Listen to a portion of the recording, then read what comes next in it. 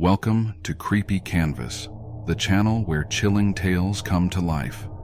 I'm your guide through the shadows, and tonight we dive into the darkest corners of the internet to unearth true scary stories that will send shivers down your spine.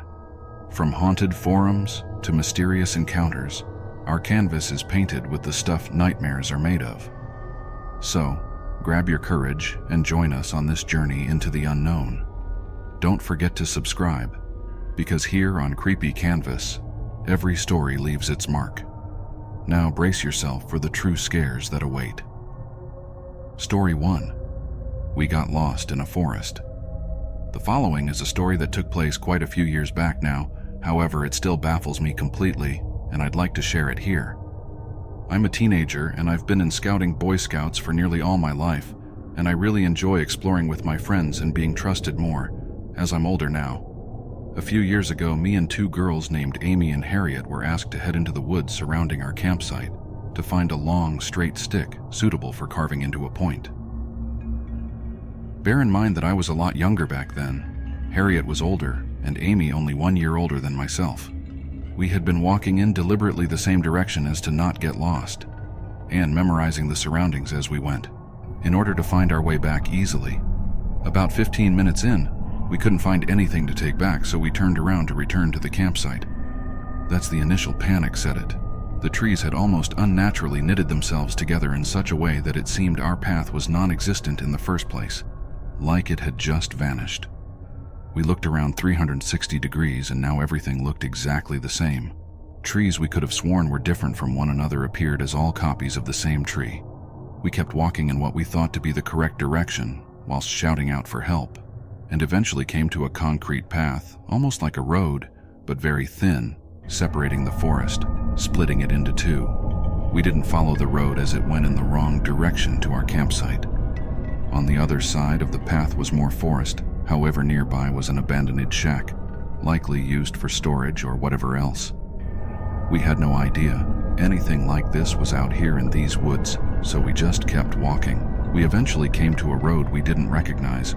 A woman wearing a pink and purple regatta outdoors coat walked past, and we frantically asked her for the direction of our campsite, as by now, according to our watches and Harriet's phone, we'd been walking for an hour and a half. She said she'd never seen us before, but she said there's another campsite in that direction. We followed her advice and eventually came back to our campsite. We frantically apologized for being so long and that we couldn't find anything. The leader, Ian, could see all three of us were shaken up, and he stated confused that we'd only been gone 25 minutes and that our free time was still going on. To this day, this baffles all three of us, as our free time was 40 minutes long, and our watches and phones had said we'd been gone for hours. The forest we were lost in felt crushing and claustrophobic, like we'd entered an area that the concept of time didn't apply to. I believe in the paranormal, however, this was so unlike anything I've heard or experienced before. It literally was like we'd been in a time vortex or something, and that hours in the forest were only minutes in the rest of the world. The feeling was very strange, and it stuck with me for the rest of the camp. Story 2. I went to a serial killer's lair. Hello, friends. Here is a story I have never told anyone, partly because elements of the story are just not appropriate in most social situations. As a result, I've locked this away in my memory, and I rarely think about it. Fair warning, this story does involve some sketchy sexual situations, but does not describe any actual sexual acts. And as another disclaimer, I am completely aware that this story involves me being very stupid and careless. I'm not going to inject these acknowledgments into the story, but rest assured that in hindsight, I am aware of the foolishness that took place, and I don't need to be chided on that topic. Now, where to begin? The year was approximately 1998-1999. I was a young gay man in my early 20s, living in a medium-sized city in the Midwestern US. This was sort of an in-between transitional time for gay people, where in most populous areas we had enough respect to live openly, but there were still plenty of people who did not like us. It was well before the invention of smartphones, and the internet was still in the early stages of mass adoption. There were large communities online, but it was not yet at the point where most Americans were online. Online socialization consisted of chat rooms hosted by various services like AOL, Yahoo, or IRC servers, and message boards were still in use by large numbers of people. For gay men at that time, it was nothing short of revolutionary. Prior to the internet and to the broader cultural changes, gay men had been stuck looking for fun in secretive and/or shady places due to the inability to freely express ourselves. In the 90s, it was still somewhat risky, but the internet offered a way to talk freely and relatively anonymously, without the risk of being outed or worse. For this reason, it really took off in the gay communities, and gay men were a very large part of the user bases for these social platforms. It was suddenly very easy and relatively safe to find dates, friends, or just sex, and it quickly became the norm for a lot of gay men. On the other hand, being such a new communication tool for most people, we were sometimes blind to the risks. Being an attractive young man in my prime, I made liberal use of online communities to find dates. That is to say, I had plenty of hookups. My city had a decent number of chat rooms and personals message boards, and I had mostly great experiences. I met the typical assortment of good guys, closet cases, and weirdos that you'd expect. I wasn't an absolute hoe by most standards, but suffice to say that a cute gay at that time could generally have a lot more dates than your typical straight person, lol.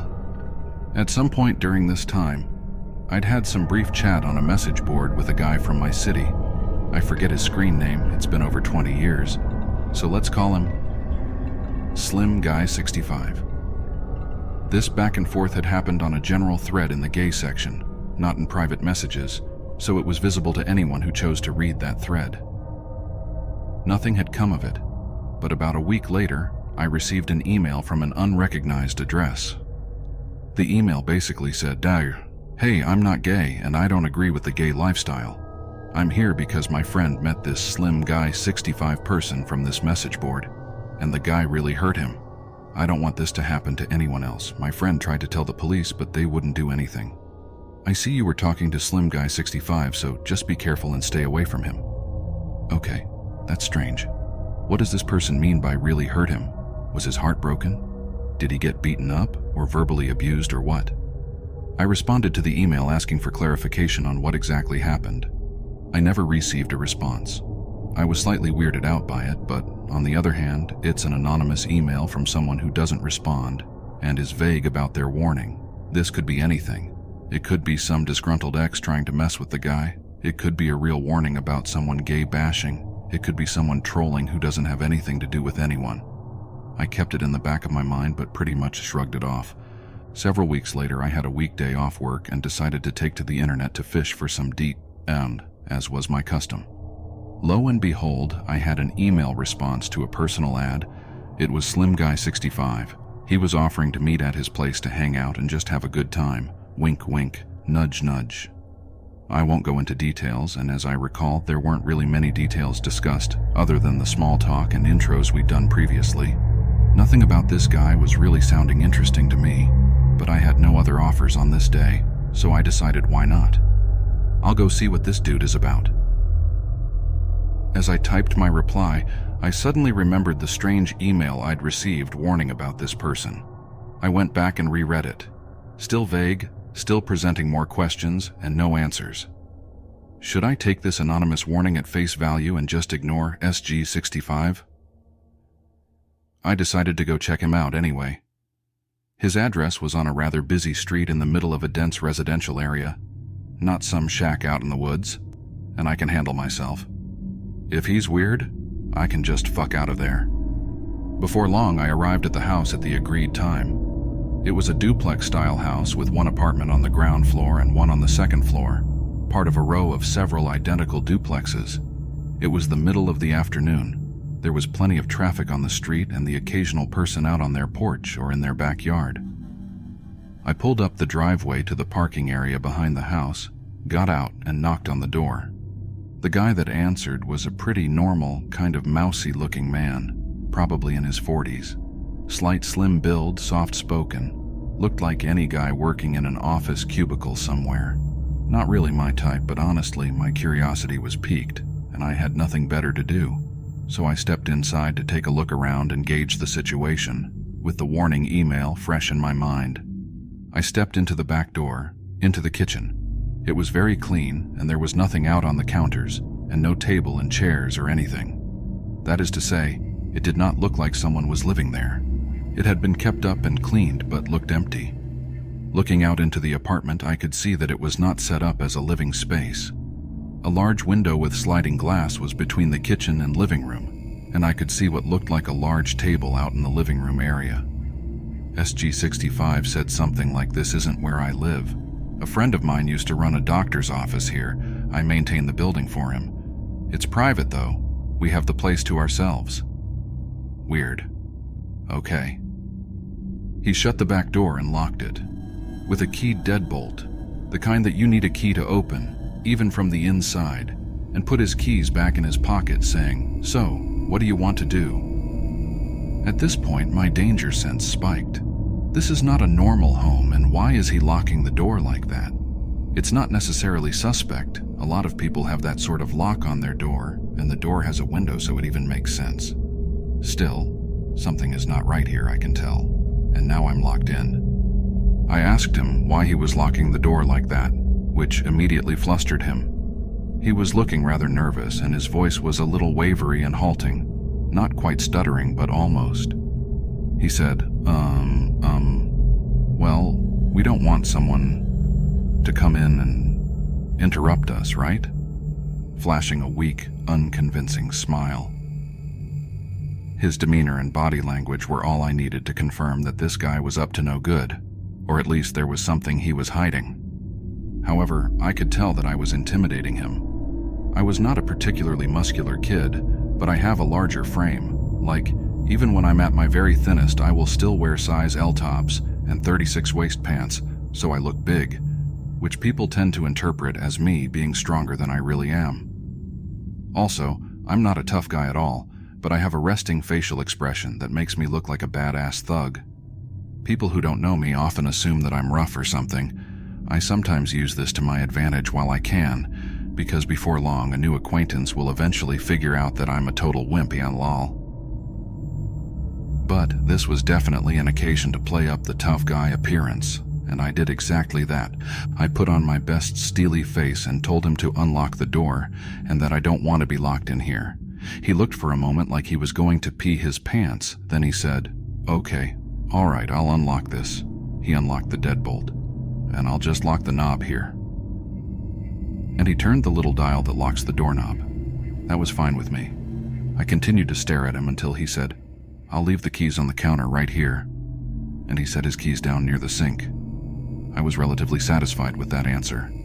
At this point, though, my adrenaline was flowing. I was almost in full fight or flight mode, but I was kind of stuck in place.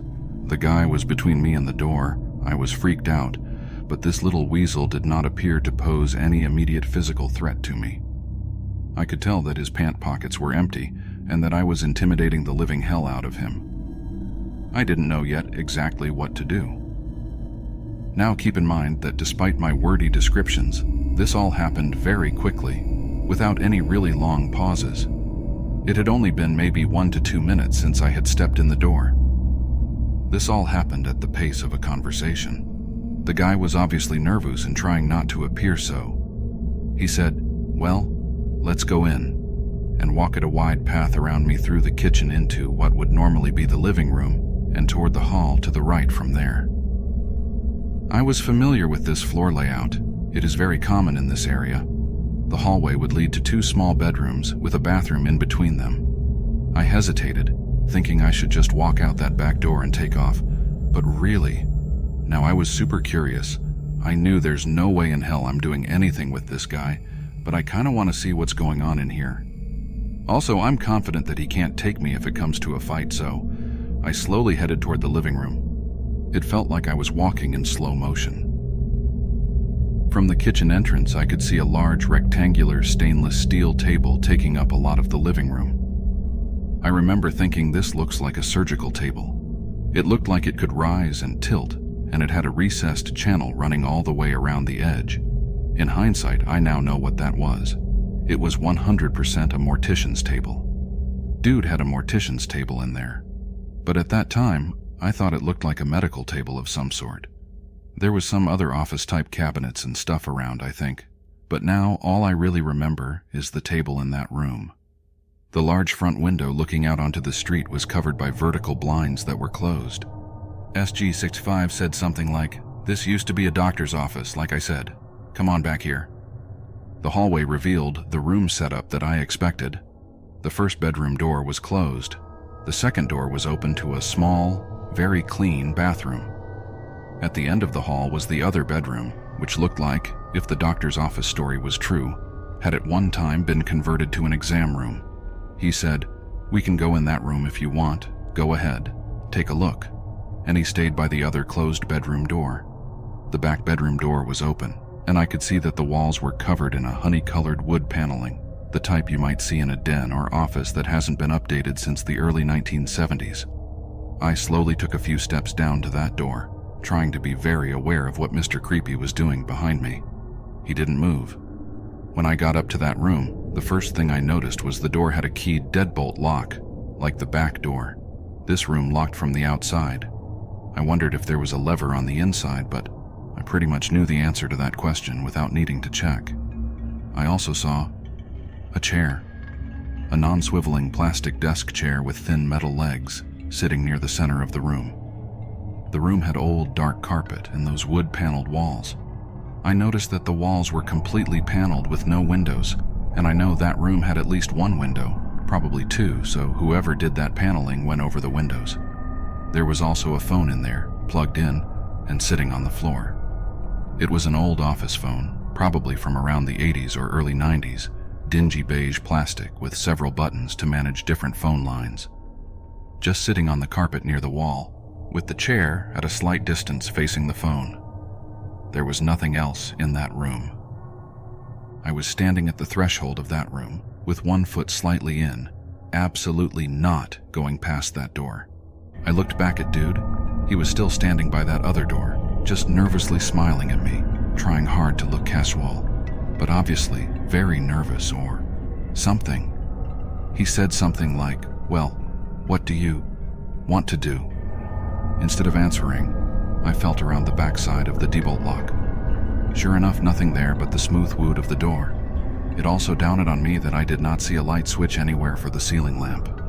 Where was the switch? Who knows? It should have been just inside the door, of course, but that original switch was covered up by the paneling. He mumbled something about not having the key to that lock. Don't worry about it. I turned back to face the guy and just said, "What is it that you want to do here?" My skin had gone ice cold as I realized that I was way too far into this apartment. I was running through my options in my head. What is this guy going to do? He doesn't appear to have any weapon or anything in reach, but who the fuck knows what goes on in this place? "What are you trying to do?" He was almost totally derailed by that. He stammered out, "Some hot, man-to-man fun?" With the weakest smile I've ever seen, looking like he was just a hair's breadth away from panicking. That sounds comical. But really, that sentence was probably the most chilling part of the entire experience for me. It was the way he said it, like he had to come up with something on the fly, something that would sound plausible, and he failed. Who says that in real life? Hey, do you want to have some hot man-to-man fun? Nobody. It's something you'd see on an advertisement for a cheesy porn site or something. Some hot man-to-man fun? Smile. Quivering lips. That was it. I said, "Nope, I want to go. I'm leaving." He said, okay. I quickly walked past him as he flattened himself against the wall to avoid me, and I noped right out through the living room dissection area and through the kitchen to the back door, which was thankfully still not dead-bolted. The keys were still on the counter. I let myself out of the door and didn't bother closing that. As I saw him slowly coming to the door behind me, I deliberately walked, not ran, to my car. Looking back at the building, I could see that indeed there was a window facing the backyard area from that paneled room, but of course it was covered up from the inside.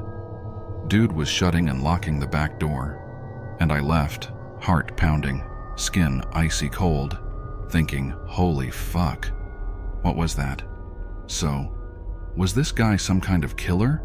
Or was he just an awkward closeted gay guy with access to a sterile-looking apartment with an autopsy mortuary table and a windowless room that locks from the outside with a chair and a phone and no light switch?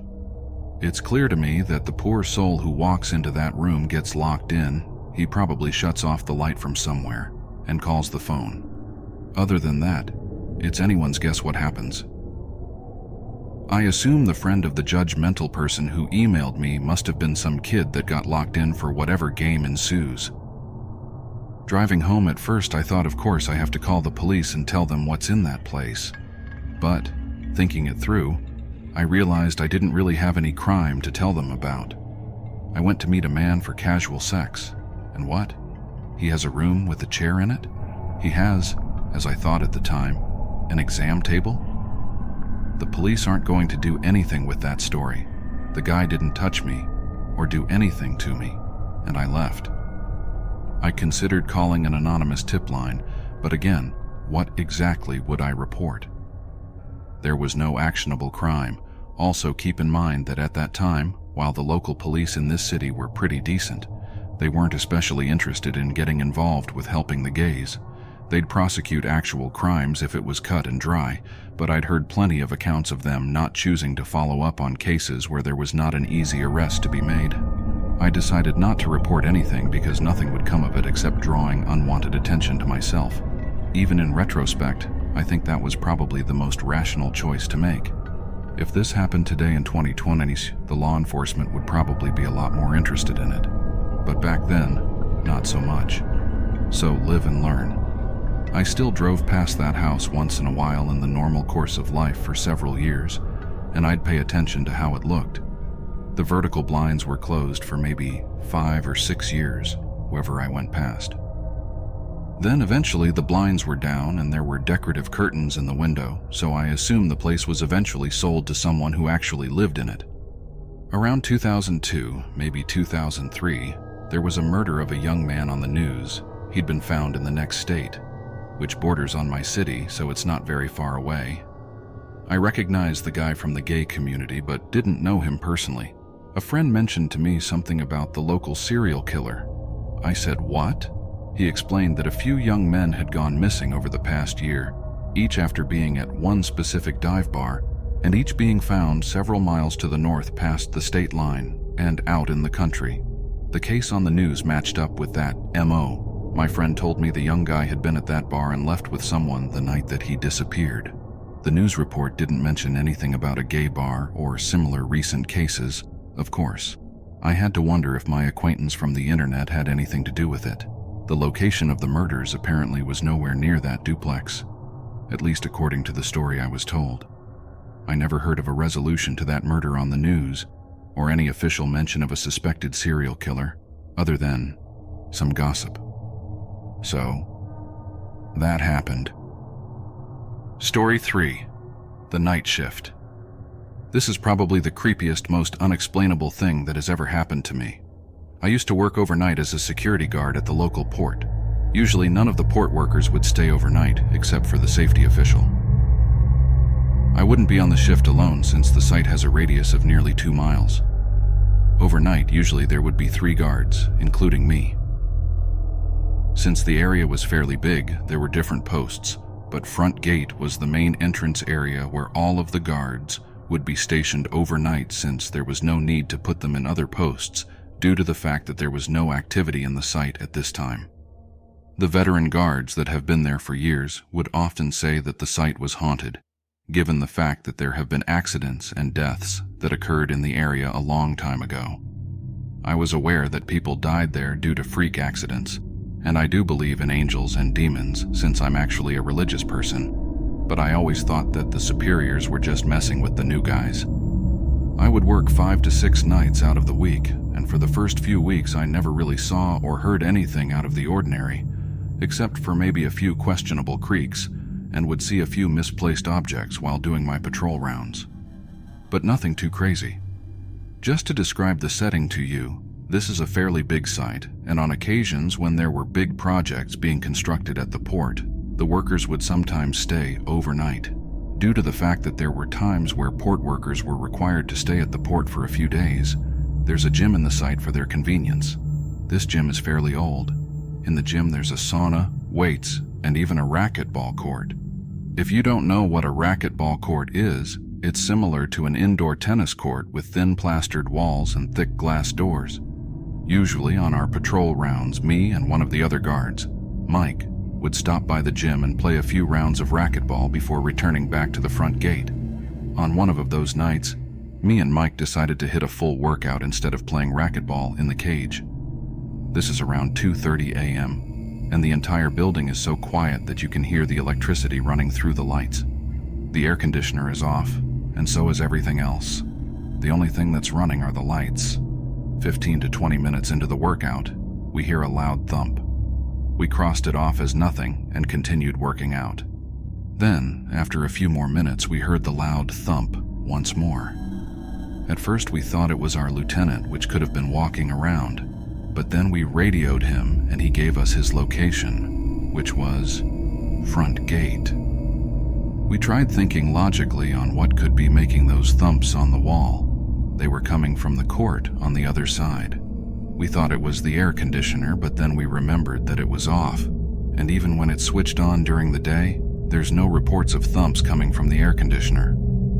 After a few more minutes, the thumps started occurring one right after another. We were very creeped out at this point, but what we were about to witness still scares the absolute shit out of me to this day. We started to approach the other side of the gym to where the glass door was. We turned on the flashlight and aimed it towards the clear glass door, and I got chills all over my body, and I started tearing so much out of fear that I was about to cry. We saw one of the balls rolling slowly by itself inside the court, but there was no one in there. So that means the loud thumps were the balls mysteriously being tossed against the wall, as if something was playing inside the cage. We were both so confused and frightened to how this was really happening. We couldn't make sense of any of it. We were scared shitless, and we started yelling and running away because we knew that there was probably something evil toying with us right there. As we sprinted full speed back to the front gate, the lieutenant saw us and asked why we were tearing and running in a ridiculous manner. We told him what we witnessed, and his facial expression scared us even more. He then said, "That's why there's always guards that quit often. There's something evil in the area, and it's not the first time that something that bad has happened here." He then showed us security footage of dark figures and shadows literally passing through the office areas and lights mysteriously switching on and off. To this day, I still get chills recounting my experience with my friends and family, and I'm even getting chills right now as I'm typing this. I had never had a real encounter with the supernatural until that night. Many say that it was a demonic presence messing around.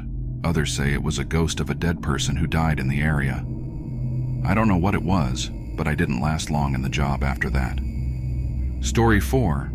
Not my mother. So this story happened about 11 years ago. I was a senior in high school at the time, but it is the single most mind-boggling thing that I have ever experienced. It's also important to note that it happened in mid-December. I am from Iowa, and the winters here get cold at night.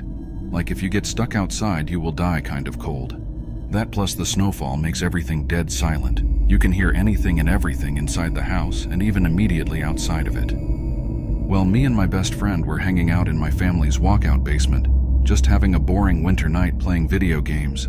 We were also the only ones home. The reason it was just us is because my mother went from work straight to a bar to grab a few drinks with coworkers, so me and my friend thought it would be a good idea to break into the family wine and live a little. As we were sitting there opening up the first bottle, I hear the door to the garage open and slam shut. I immediately go, "Oh shit," and start looking for places to hide the bottle. My friend then says, "I thought you said your mom was supposed to be out all night." "She was," I replied.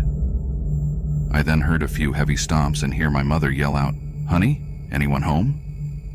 I yell back up the stairs, "Yup, just hanging out in the basement." I hear a few more steps move from the garage door toward the stairs, and she yells out again, "Can you come help me with something? I need you up here." I reply back while frantically trying to find a good place to hide the wine bottle. Yup, give me just a minute. Then there was silence for about 20 seconds. Anyone down there with you? She yelled back in a more concerned, serious tone, in a voice that was slightly off of my mother's. This was the first thing that told me something wasn't right. Our family never cared if anyone was over, as our house was a very open house to all family and friends. And the voice, it was just wrong, like it sounded like my mother's, but it was missing something that I couldn't out my finger on. Weirded out, I reply back, just Colton. After I yelled that back to her, I found a good place to hide the bottle and began walking up the steps to the next level. Now, as I was walking up the steps, I couldn't help but feel the overbearing silence of the house and the slight electric twinge that something isn't right. When I got to the top of the steps, I look over to where the door to garage is and also the kitchen right next to it, and it's black, pitch black, all if the lights were off, and there was no moonlight shining through any windows. I walked over to the kitchen yelling out, "Mom, where are you?" There was no reply, just silence and darkness. I feel the electric twinge turn into full needles, and my adrenaline kicking in full force. I have to get out of here as fast as possible. My mother was not home. I run back down the stairs, grabbing my coat along the way. "What's wrong?" Colton says. "My mom's not home."